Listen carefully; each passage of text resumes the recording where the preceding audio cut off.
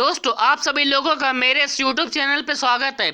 दोस्तों आज के वीडियो में हम हाइड्रो एसिड के रिलेटिव स्ट्रेंथ के बारे में जानेंगे कि दिए गए हाइड्रो एसिड में कौन स्ट्रांग होगा और कौन वीक होगा। तो आइए आज के वीडियो को शुरू करते हैं। सबसे पहले हम ये जानेंगे कि हाइड्रो एसिड क्या होता है। यहाँ पर आप उसकी डेफिनेशन को देख सकते हैं। Hydrogen containing acids are known as hydro acids, मतलब ऐसे एसिड जिसमें हाइड्रोजन रहता है तो उसको हाइड्रो एसिड कहा जाता है। यहाँ पर आप उसके कुछ एग्जाम्पल को देख सकते हैं। यहाँ पर हाइड्रो एसिड का एग्जाम्पल होता है methane, ammonia, water, HCl, ETC। तो ये हाइड्रो एसिड के बारे में हो गया। अब आइए इनके रिलेटिव स्ट्रेंथ की तरफ चलते हैं।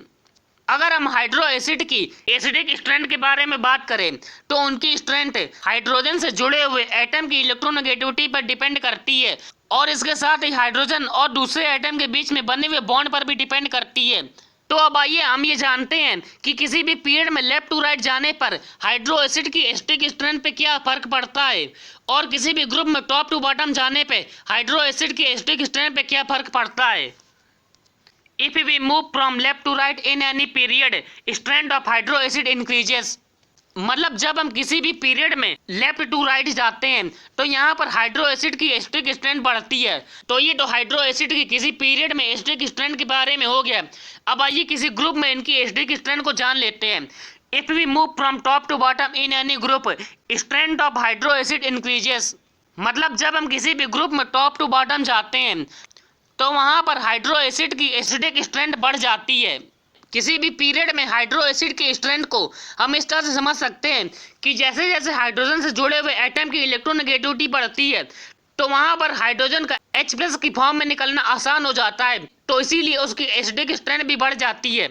यहाँ पर किसी भी ग्रुप में टॉप टू बॉटम जाने पे हाइड्रो एसिड की एसिडिक स्ट्रेंथ को हम इस तरह से समझ सकते हैं कि जब भी हम किसी भी ग्रुप में टॉप टू बॉटम जाते हैं तो वहाँ पर हाइड्रोजन से जुड़े हुए एटम का साइज बढ़ने लगता है और जब उनका साइज बढ़ने लगता है तो इसका मतलब है कि वहाँ पर हाइड्रोजन और उस एटम के बीच में जो बॉन्ड बनता है तो उसकी बॉन्ड लेंथ बढ़ जाती है और जब बॉन्ड लेंथ बढ़ जाती है तो इसका मतलब है कि वहाँ पर उस बॉन्ड को तोड़ना आसान हो जाता है और इसीलिए यहाँ पर हाइड्रोजन H+ की फॉर्म में आसानी से निकल जाता है, तो इसीलिए यहाँ पर इसकी एसिडिक स्ट्रेंथ भी बढ़ जाती है। तो अब आइए कुछ एग्जांपल लेके किसी भी पीरियड में और किसी भी ग्रुप में हाइड्रो एसिड की एसिडिक स्ट्रेंथ के बारे में जान लेते हैं। यहाँ पर हमारा पहला एग्जाम्पल है HF, वाटर, अमोनिया और मेथेन का। अगर हम यहाँ पर इन चारों में देखें तो यहाँ पर हाइड्रोजन से जुड़े हुए एटम फ्लोरीन, ऑक्सीजन, नाइट्रोजन और कार्बन है। तो यहाँ पर फ्लोरीन, ऑक्सीजन, नाइट्रोजन और कार्बन ये सभी एक ही पीरियड में बिलोंग करते हैं। और अगर हम यहाँ पर इनकी इलेक्ट्रोनेगेटिविटी को देखें तो यहाँ पर फ्लोरीन की इलेक्ट्रोनेगेटिविटी सबसे ज़्यादा रहती है और यहाँ पर फ्लोरीन से कम इलेक्ट्रोनेगेटिविटी ऑक्सीजन की रहती है, ऑक्सीजन से कम इलेक्ट्रोनेगेटिविटी नाइट्रोजन की रहती है और नाइट्रोजन से कम इलेक्ट्रोनेगेटिविटी कार्बन की रहती है। तो इस तरह से यहाँ पर इन हाइड्रो एसिड की एसिडिक स्ट्रेंथ का ऑर्डर हो गया है। सबसे स्ट्रॉन्ग एसिड होगा HF, उससे कम होगा H2O, उससे कम होगा NH3 और उससे कम होगा CH4। तो ये पहला एग्जाम्पल हो गया। अगर हम यहाँ पर दूसरे एग्जाम्पल की बात करें तो यहाँ पर हमारा दूसरा एग्जाम्पल है HI, HBr, HCl और HF। तो यहाँ पर हाइड्रोजन से जुड़े हुए सभी एटम मतलब आयोडीन, ब्रोमीन, क्लोरीन और फ्लोरीन ये सभी एक ही ग्रुप में बिलोंग करते हैं। जैसा कि हमने अभी देखा था कि किसी भी ग्रुप में टॉप टू बॉटम जाने पे हाइड्रो एसिड की एसिडिक स्ट्रेंथ बढ़ती है।